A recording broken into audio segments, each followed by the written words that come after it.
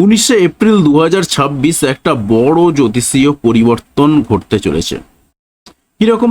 শুক্র অর্থাৎ ভেনাস, এই শুক্র কি করছে না নিজের ঘরে প্রবেশ করছে, অর্থাৎ নিজের যে ঘর বৃষ রাশির ঘর, সেই বৃষ রাশির ঘরেতে প্রবেশ করছে। আপনার জীবনে কি আসছে তাহলে? প্রেম, নাকি অর্থের বড় সুযোগ, নাকি এমন কিছু যা আপনি নিজে কখনো কল্পনাও করেননি? এই এক মাস অর্থাৎ 19 এপ্রিল থেকে 13ই মে, এই সময়টাতে কিছু রাশির জীবনে চমকপ্রদ কিছু উন্নতি ঘটতে চলেছে। আবার কিছু রাশিকে নিতে হবে সতর্কতা। আপনার রাশি কি এই লিস্টে আছে? এই ট্রানজিটের ফলে কারা লাভবান হতে চলেছেন, নাকি আপনাকেই নিতে হবে একটা বড় সিদ্ধান্ত, নাকি বড় সমস্যার মুখোমুখি আপনাকে ফেলে দেবে? ভিডিওটা শেষ পর্যন্ত দেখতে থাকুন, কারণ আপনার রাশির জন্য আমি বলবো একদম পারফেক্ট স্পেসিফিক ভবিষ্যৎবাণী। তবে শুধুমাত্র ভেনাসের সাপেক্ষেই কিন্তু আমি বলবো, অর্থাৎ শুধুমাত্র শুক্রের সাপেক্ষেই বলবো, যদিও বা তার মধ্যে বেশ কিছু পরিবর্তন আসবে, সেগুলো আমি অ্যাড করে দেব। তবে মেন ফোকাস হবে ভেনাস। তাহলে ট্রানজিটের যদি আমরা ব্যাকগ্রাউন্ডটা দেখে নিই, ট্রানজিটের ব্যাকগ্রাউন্ডে কে রয়েছে? 19 এপ্রিল 2026 থেকে শুরু করে একেবারে 13ই মে 2026 পর্যন্ত শুক্র থাকছে বৃষ রাশিতে, অর্থাৎ নিজের ঘরে। এটা তার বৃষ রাশির নিজের ঘর।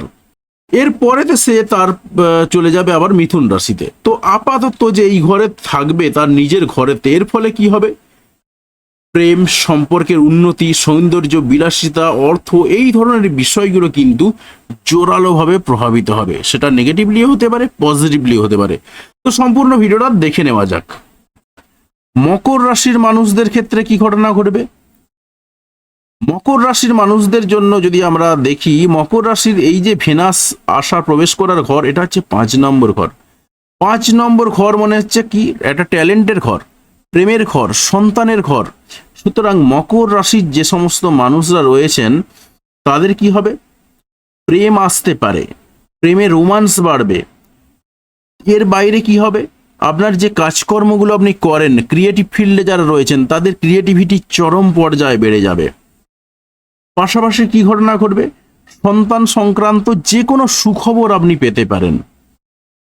এর বাইরে আর কি কি রয়েছে? যাদের বিভিন্ন ধরনের হবি রয়েছে, ট্যালেন্ট রয়েছে, সেই ট্যালেন্টটাকে কাজে লাগিয়ে কিছু করেন, সেই জায়গার উন্নতি যেমন ঘটবে, পাশাপাশি হঠাৎ করে আপনি আপনার নিজের ট্যালেন্টটাকে এই মুহূর্তে খুঁজে বের করতে সচেষ্ট হবেন। যে সমস্ত মকর রাশির এবং মকর লগ্নের মানুষজনরা নিজের ট্যালেন্টটাকে খুঁজে বের করতে পারেননি এখনো, তাদেরকে বলবো আপনারা নিজের ট্যালেন্টটাকে একটু খুঁজে বের করার চেষ্টা করুন। এই একটা মাস, এই সময়টাতে কিন্তু আপনি আপনার ট্যালেন্টটাকে খুঁজে বের করতে পারবেন। এর বাইরে আর কি ঘটনা ঘটবে? আপনার জীবনে আনন্দ বাড়বে, কারণ এটা দেখুন, এটা 5 নম্বর ঘর, মানে এটা খুব গুরুত্বপূর্ণ ঘর, ভাইটাল ঘর। অর্থাৎ জীবনে আনন্দ, ভোগবিলাস, এই সমস্ত কিছু কিন্তু 5 নম্বর ঘর থেকে দেখা হয়। তাই স্বাভাবিকভাবে কিন্তু আপনার জীবনে আনন্দ বাড়ার চরম সুযোগ রয়েছে। তবে যাদের ভেনাস বা শুক্র এতটা ভালো জায়গায় নেই, অর্থাৎ একটু দুর্বল জায়গাতে রয়েছে জন্মছকে, তারা হয়তো এতটা পাবেন না, কিন্তু পাবেন। কারণ ট্রানজিটের যে এফেক্টটা পাওয়া যায়, সেই এফেক্টটা কিন্তু মকর রাশি এবং মকর লগ্নের মানুষজনরা পাবেন। অর্থাৎ মকর রাশি এবং মকর লগ্নের দিক থেকে যদি আমরা বলি, ব্যাপক উন্নতি ঘটছে। তাহলে আপনার রাশির এই প্রভাব কেমন লাগলো সেটা অবশ্যই কমেন্টে জানাবেন। আর এই রকম আরও অ্যাস্ট্রোলজির আপডেট পাওয়ার জন্য চ্যানেলটা অবশ্যই সাবস্ক্রাইব করে পাশে আসা বেল বাটনটা অবশ্যই প্রেস করবেন। আরও বেশ কিছু কথা রয়েছে, অবশ্যই ভিডিওটা শেষ পর্যন্ত দেখবেন। যেহেতু এত দূর পর্যন্ত আপনি শুনেছেন, আর কয়েকটা কথা শুনে যাবেন, কারণ আপনার ভীষণ ভীষণ কাজে লাগবে, বিশ্বাস করুন। কারণ অ্যাস্ট্রোলজিক্যালি অ্যাওয়ার্ড হওয়াটাও কিন্তু ভীষণ দরকার। এবারে আসি কয়েকটা প্রসঙ্গে। কিরকম প্রসঙ্গ? আমি এই যে বলে গেলাম যে সিস্টেমটা আপনাকে বোঝালাম, সেটা কি বললাম? সেটা বৈদিক অ্যাস্ট্রোলজি সিস্টেমে বললাম। অর্থাৎ কোন গ্রহ কোথায় বসে রয়েছে, তার রেসপেক্টে কোথায় কি ঘটনা ঘটছে বা কি অবস্থান হতে পারে, সেটা বললাম।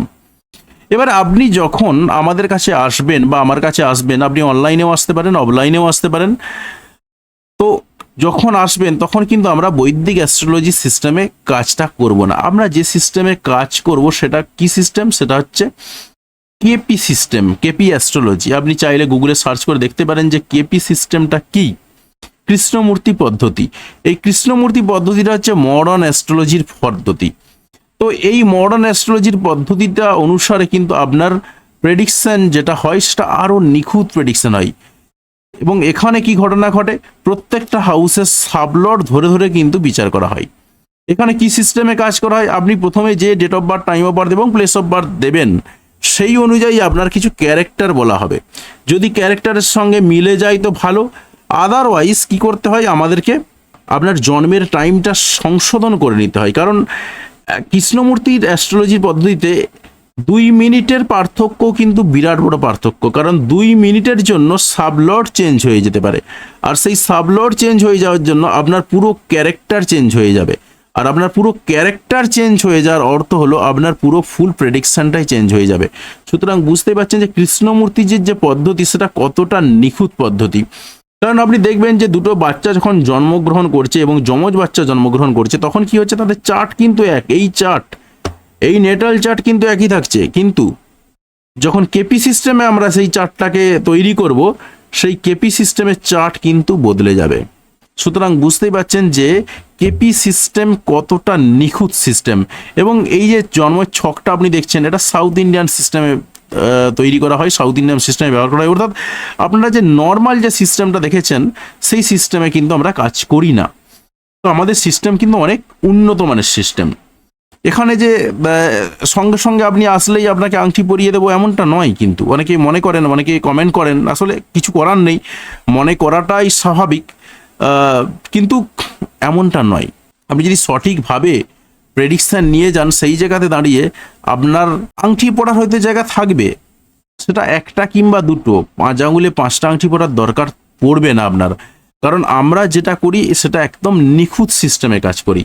সেই জায়গাতে দাঁড়িয়ে কিন্তু আপনার এই নিখুঁত সিস্টেমের জায়গাটা একেবারে এস্টাবলিশ হয়ে যায় এবং সেখানে 1 থেকে 2টো ম্যাক্সিমাম, কারো কারো ক্ষেত্রে থাকেই না, এই সংক্রান্ত আপনাদের কিছু রেমেডি আসে।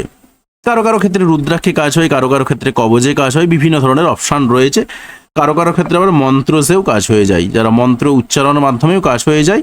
বিভিন্ন ধরনের পদ্ধতি রয়েছে, যে যেরকম চাইবেন তার সেই রকম পদ্ধতিতেই করতে হয়। তার কারণ আপনি আংটি পরে বসে থাকলেই যে আপনার সমস্যার সমাধান হয়ে যাবে এমনটা কিন্তু নাও হতে পারে। তাই দেখতে হয় পরিস্থিতিটা, সেই অনুযায়ী কাজ করতে হয়। তো যাই হোক, অনেক কথা বললাম, তবে একটা কথা মনে রাখবেন যে গ্রহ আপনাকে পথ দেখায়, কিন্তু সিদ্ধান্ত নিতে হয় আপনাকে নিজেকেই। তো ধন্যবাদ ভিডিওটি দেখার জন্য।